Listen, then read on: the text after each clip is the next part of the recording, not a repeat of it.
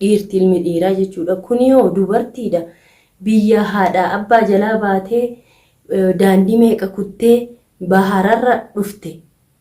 Nama fayyaa qabduuti. Nama beektuudha. Nama guddoodha. Namni ishii gorsuun barbaachisaa ishii kana gajjettee akka dubartii tokko mana ofii jabeeffatu abdii jechuun nama rabbiin kenneefidha. Ishii silaasoo beekte. Bifa ishii miti baramma amala namni kuni bakka bifni waan akka faayidaa hin qabu keessa ofiiti keessa bareedina keessaa hin qabdu. Bareedina alaa hin qabdu fuggisoo jallattu. Ani dhugaa bakka jaartum hajjii sana na yaadachiisti dhugaa dubbatuudhaaf namtittiin kunillee jechuudha. Inni waanuma isaanii kana laaluun na jibbisiisee miidiyaa kanarraallee badee dhugaa isinitti himuudhaaf namni yeroo baay'ee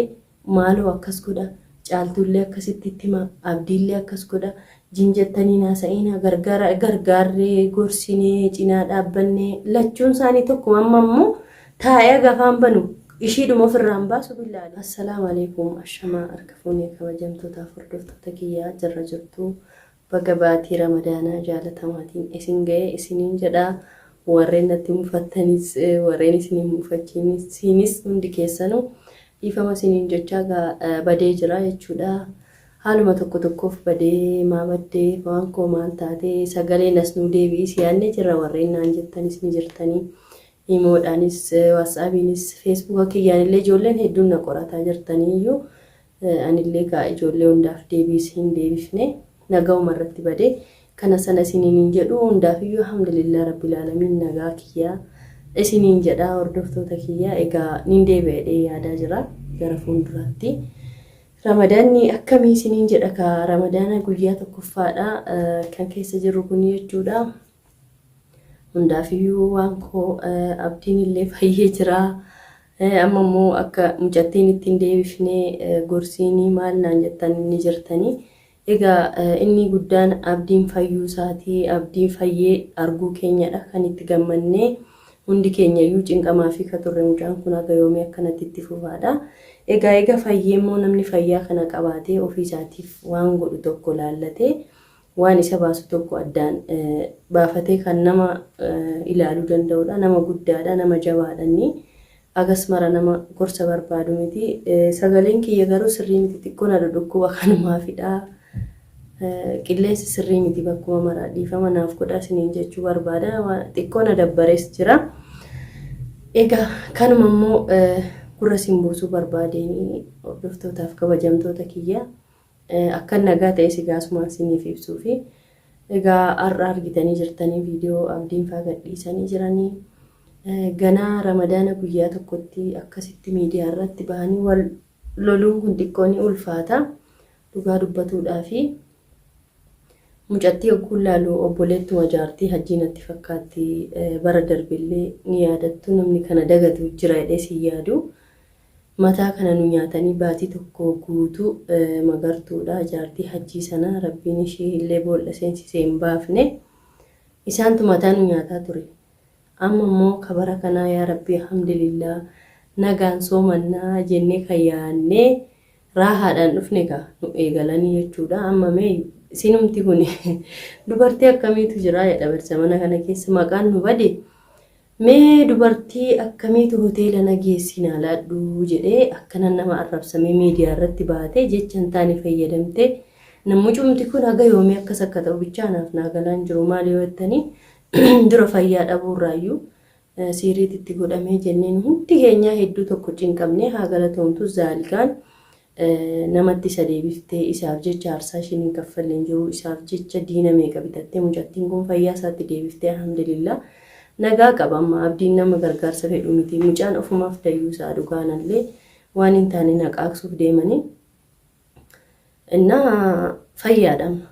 hedduu tokko fayyaa qaba nagaa qaba. Akkasumaaf namtitti fayyaa hin qabne faana inni illee of dhamaasaa jira jechuudha. Maal yoo jettanii mucattiin kun amma garaa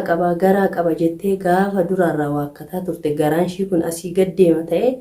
akkana deema ta'e waan naagalaa jiru hin jiru kijibduudha jechuudha. Mucattiin yoo zimmettanii ilaaltanii kijiba guddoo qabdi ishiin fattaalummaa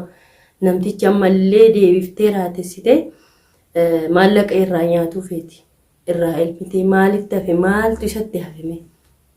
fayyaa dhoowwitee jiru dhoowwitee duniyaa hundarraa nyaattee irraa fixxee jette eega fayyaa isaatti deebi'ee maaltu ishii faanayyuu teessee isa qaaqsisime abduma kana maaltu teessee ishii faana taa'ee isa akka qaaqsisu ani hin beeku kaballaan dha'ee lafa jala ishiin dabarsu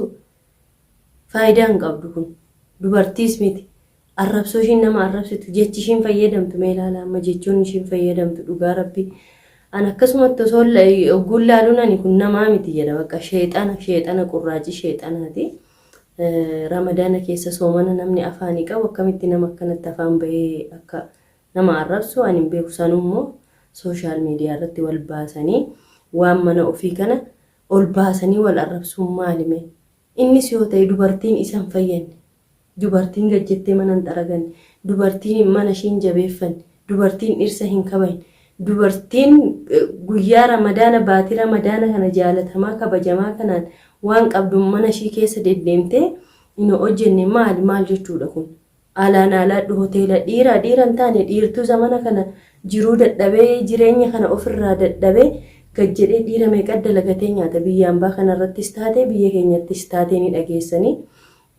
mushammaa miti barattoonni ogguu maatii irraa fagaatanii jedhan shiroo adii kanas taatu godhatanii ofii isaaniitii nyaatu dhiirti ilmi dhiiraa jechuudha kuni yoo dubartiidha biyya haadhaa abbaa jalaa baatee daandii meeqa kuttee bahararra dhufte nama fayyaa qabduuti nama beektuudha nama guddoodha namni ishii gorsuun barbaachisaa ishii kana gajjettee akka dubartii tokko mana ofii jabeeffatu abdii jechuun nama rabbiin kenneefidha ishii silaasoo beekte bifa ishii miti baramma haamala namni kuni bakka bifni waan takka faayidaa hin qabu keessa ofiiti keessa bareedina keessaa hin qabdu bareedina alaa hin qabdu fuggisoo jallattu ani dhugaa bakka jaartuma hajjii sana na yaadachiisti dhugaa dubbattuudhaaf namtittiin kunillee jechuudha inna ani waanuma isaanii kana laaluun na jibbisiisee miidiyaa kanarraallee badee dhugaa isinitti himuudhaaf namni yeroo baay'ee maaloo akkas godha caaltuullee akkasitti hima abdiillee akkas godha jinjettanii naasa'ina gargaarree gorsinee cinaa dhaabbannee lachuun isaanii tokko amma immoo taa'ee gafaan banu ishiidhuma ofirraan baasu billaaleekum ishii ofirraa baasee namni akka fedhe jiraatu danda'a ilma dhiiraati duris kophaasaa jiraataa ture ammas akka fedha isaatti kophaasaa jiraatu ni danda'a garuu immoo ofii isaati fedheetu abdiin jaalataan bakka waanumaan isi jaaladhuuf akkasnaan jetta jala taa'ee gana maali jaalalla akkasii yoo qileetti gadi nam'ee jechuun nama isin kabajanii nama isiniif ta'e ofitti qabdan kana maal haa taatu yuume namtitti akkanatti isa maraachitee isa raatessitee jaanja'ee magaalaa keessa akkana ija kana ol qabatee deemuu dadhabee amma rabbii wajjiniin zaalikaan kun ija isaa ol qabdee waan hundaa sirreessiteefi jette ganaa deebi'ee ammallee niitii fuggisoo jala deemee mataa of naannessa abdiin immoo abdiin bar nama naga'u dhugaa waan ofii isaati sammuun isaa hajaje malee takkitti nama naga'u osoo beebujattiin kun taateef osoo bar isa horatte osoo waan inni qabu sirreessite waan qabdu guutuu ishiin mana teessee akkana gaaza takka lokkofattee mana kana gaxaragattee nyaatu hinumaan feetu beekan miidiyaa kanarra hin baasin isaa waan hedduutu jira bar ujjuu shaqaala alaa fidanii miiccisiifatu kan maallaqa hin qabne miiccisiisi jettiin alaa nama fiddee mana kana nazzafsiisti ishiin biyyaayyuu ka dhuftime rakkatteetu haadha abbaa ishii yoon horii meeqa gurgursiisteetu intalli kun macheen bilaasha namni ga'anii yoon beekus baadhe bishaan fedheera irraa yoo dhufe namniin kun yaani bilaashan dhufu garuu yaani ani dhibballee tinii ta'uu baadhullee bishaanirra namni dhufe xiyyaaraan namni dhufe bilaashan dhufu qotiyyoo abbaa gurgursiisee yookiin lafa abbaa gurgursiisee yookiin waa takkaan as dhufa namni kaayyoodhaaf sanuu namni bishaanirra dhufe aarsaa lubbuu ofii kenne dhufee as gahee immoo maallaqa ishii rabbiin jireenya gaarii namtichatti kenneeti jireenya ishii jabeeffattee isallee jijjiirtee ofillee jijjiirtee abbaa feete jijjiirtee jiraatu ka dandeessu ishiin ciiftee mucattiin of kukkuuluu of lallaaquu of sirreessuu namni of sirreessuu of bareechuun oma rakkoo hin qabu garuu immoo of bareechuun mana ofiillee yoo daa'ima qabaatan daa'ima ofiillee jiruu ofiillee abbaa manaa ofiillee akka amalaatti kabajanii faana jiraaturra baanii miidiyaa irratti of salphisuu a'uuz billaa jechuun ani jechoonni ishiin fayyadamtu bakkaan baay'ee namatti hin tolu dubartiin kan afaan dubartiiti ba'u miti innaan hordoftoota keenya waan abdiis nan gaafatiin dhiifama naaf godhaati ani inuma arrabsa malee gorsaan didee jira abdiin. Isiniin kun nutti aartanii nama baay'ee dogoggorsiisaa jiran. Innaan har'aaf waan baay'ee haasa'uun barbaadu waan ofii kiyyaa yoo danda'e hojjedhee isinii gadhiisuu yaala. Kana malees immoo egaa baddeetta waan koo as bahee waan naan jettaniif as bahee xiqqoo na dhukkubaa du'aayis naaf godha. Haaluma kanaaf badee dhugaa dubbachuudhaaf xiqqoo na dhukkuba. Qilleensi sirrii miti qilleensarrallee immoo yaani alhamdulillah garuu nagaa qaba. Du'aa manaaf godha rabbiin jireenya yeman kana keessaa akkana baasee maatii kiyyaan wal na agarsiisu. Inshaallah ramadaanni kun immoo baatiin ramadaanaa baatii keeriitti dhageenyuuf haa ta'u warreen ilmoo sulxanis ilmoo isiniif haa kennu warreen jiruu sulxanis jiruu isiniif haa kennu warreen walii galtee maatiinis ta'ee abbaa manaanis ta'ee mana keessaniinis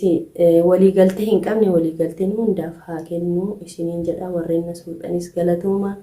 shaar mubaarak ramadaan kariim isiniin jedha